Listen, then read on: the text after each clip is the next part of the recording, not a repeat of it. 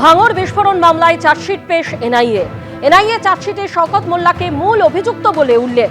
৮৭ দিনের মাথায় ৬৫ পাতা চার্জশিট জমা এনআইএ।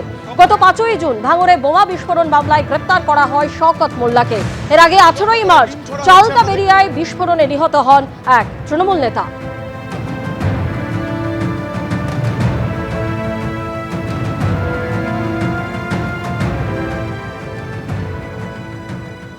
গ্রেফতার অভিষেক বন্দ্যোপাধ্যায় ঘনিষ্ঠ তৃণমূলের শিক্ষক সংগঠনের নেতা মইদুল ইসলাম।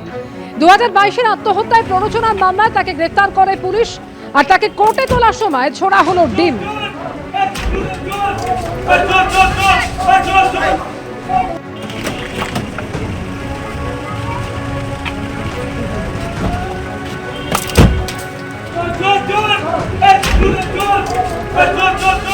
মইদুল ইসলামকে কোর্টে তোলার সময় ডিম ছোড়া হয়। ডায়মন্ড হারবার থানার পুলিশের হাতে গ্রেফতার হন এই মইদুল ইসলাম।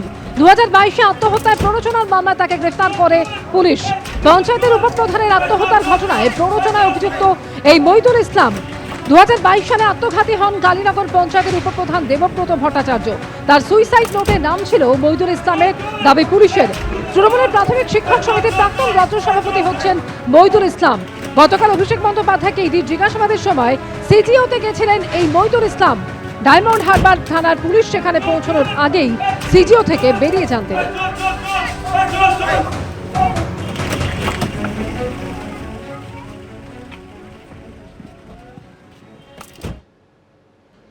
স্বরূপ বিশ্বাসের বিরুদ্ধে মহিলাকে অশালীন ইঙ্গিত ও তোলাবাজির অভিযোগ। নিউ আলিপুর থানায় অভিযোগ দায়ের করেছেন অভিযোগকারিনী। ২০২৫ সালের ফেব্রুয়ারি মাসে রাস্তায় দোকান করার জন্য যোগাযোগ করেন জুঁই বিশ্বাস, এবং তখন জুঁই বিশ্বাস বলেন যে স্বরূপ বিশ্বাসের সঙ্গে যোগাযোগ করতে, এরকমই অভিযোগকারিনী তিনি যা দাবি করছেন। ঠিক কি তথ্য রয়েছে বিস্তারিত আমাদের প্রতিনিধি পার্থপ্রতিম ঘোষ আমাদের জানাবেন। পার্থ, দেখো, ফের স্বরূপ বিশ্বাসের নামে মামলা রুজু হলো নিউ আলিপুর থানায়, এবং যে বিষয়ে মামলা করেছেন একজন রিজেন্ট পার্কের বাসিন্দা এক মহিলা। তিনি যেটা অভিযোগ করছেন যে গত বছর ফেব্রুয়ারি মাসে, সেটা হচ্ছে তিনি এই যে গোটা ঘটনার সূত্রপাত, ঘটনাটি কি ঘটে তিনি জানান যে গত বছর ফেব্রুয়ারি মাসে তিনি নিউ আলিপুর এলাকায় একটি রাস্তায় ফুটপাতে স্ট্রিট ফুড, অর্থাৎ রাস্তার যে দোকান, সে খাবারের দোকানের স্টল তিনি দিতে চান, এবং সেটা দেওয়ার জন্য যেহেতু নিউ আলিপুরটা হচ্ছে ৮১ নম্বর ওয়ার্ডের মধ্যে পড়ে, এবং সে ৮১ নম্বর ওয়ার্ডের তৃণমূল যিনি কাউন্সিলর জুঁই বিশ্বাস, ওনার সঙ্গে যোগাযোগ করেন, যেহেতু ওই এলাকার স্থানীয় কাউন্সিলর তিনি। এবং যে বিষয়ে যোগাযোগ করার পরবর্তীকালে মহিলা যেটা অভিযোগ করেছেন যে জুঁই বিশ্বাসের সঙ্গে যোগাযোগ করলে জুঁই বিশ্বাস জানিয়ে দেন এই মহিলাকে, যে যেটা অভিযোগকারীর দাবি যে জুঁই বিশ্বাস তার কোনো ক্ষমতাই নেই যে ওই এলাকায় বা ওই জায়গায় ওয়ার্ডের মধ্যে কোনো দোকান কেউ দেবেন কিনা বা দেওয়ার মতো যে পারমিশন তিনি দেবেন, তার কাছে সেই ক্ষমতা নেই। তিনি বলেন যে স্বরূপ বিশ্বাস, অর্থাৎ জুঁই বিশ্বাস জানান যে স্বরূপ বিশ্বাস মন্ত্রী অরূপ বিশ্বাসের ভাই এবং জুঁই বিশ্বাসের স্বামী স্বরূপ বিশ্বাসের সঙ্গে যোগাযোগ করার কথা বলেন সেই সময় ২০২৫ সালে।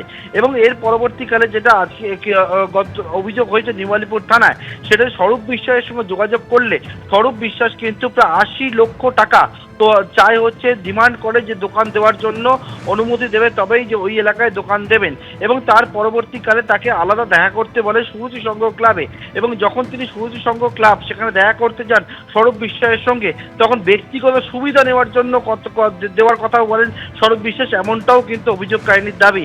এবং এই যে অভিযোগ ইতিমধ্যে নিউ আলিপুর থানায় দায়ের হয়েছে, সেই অভিযোগের পরিপ্রেক্ষিতে মহিলার উদ্দেশ্যে অশালীন আচরণ করা ও তোলাবাজির ধারায় কিন্তু ফের স্বরূপ বিশ্বাসের নামে অভিযোগ হয়েছে। তুমি জানো এর আগে নিউ আলিপুর থানায় একটি অভিযোগ হয় স্বরূপ বিশ্বাসের নামে। স্বরূপ বিশ্বাস বর্তমানে গ্রেপ্তার হয়ে নিউ আলিপুর থানার কাস্টাডির মধ্যে রয়েছে, এবং সেই কাস্টাডির মধ্যে থাকাকালীন অবস্থাতে আবারও স্বরূপ বিশ্বাসের নামে অভিযোগ দায়ের হলো।